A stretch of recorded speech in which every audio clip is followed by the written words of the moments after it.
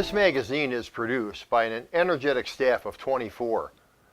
These same 24 people also serve as the executive, managing, and administrative staff of the National Association of Sports Officials, also known as NASO. In this latter role, all of us here put our collective elbow grease, creativity, and enthusiasm into NASO's signature annual event, the Summit. At the end of July, our 35th annual event will be presented in Louisville. The 2017 Summit will reach historic heights in participation, sponsorship, and presentation of research data. We are excited about going to Louisville. Of course, one could reasonably ask the question of just how a location is selected for NASO summits.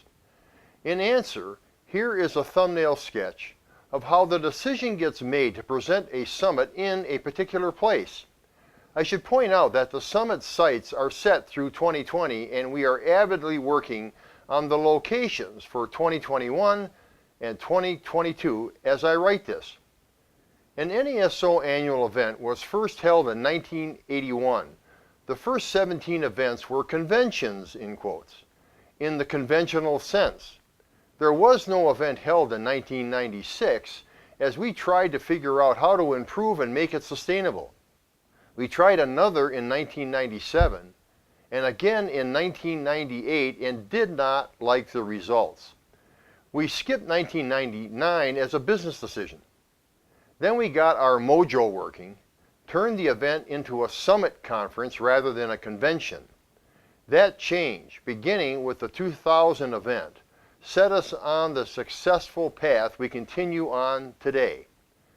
In 2006, Ronnie Carter, then Executive Director of the Tennessee Secondary School Athletic Association, and I had dinner, and we conjured up the idea of adding a local component to the summit to be presented the Saturday before the summit began on Sunday.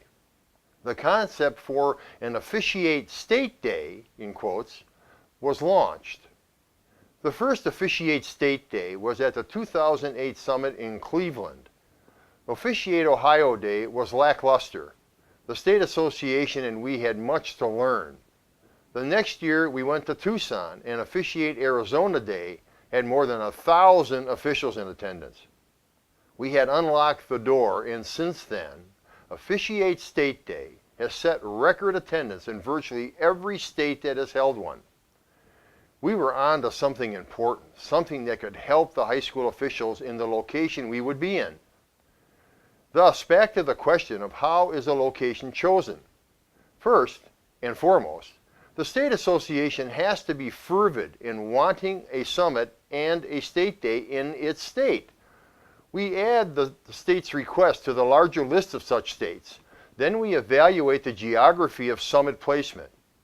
We evaluate the size of the officiating population in the state and build an understanding of the reach and influence of the state association over the officials.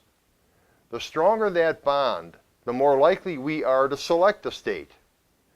Then comes the arduous task of uncovering the proper site, hotel, and facilities for the summit itself, with the extra requirement of handling the huge crowd for the state day.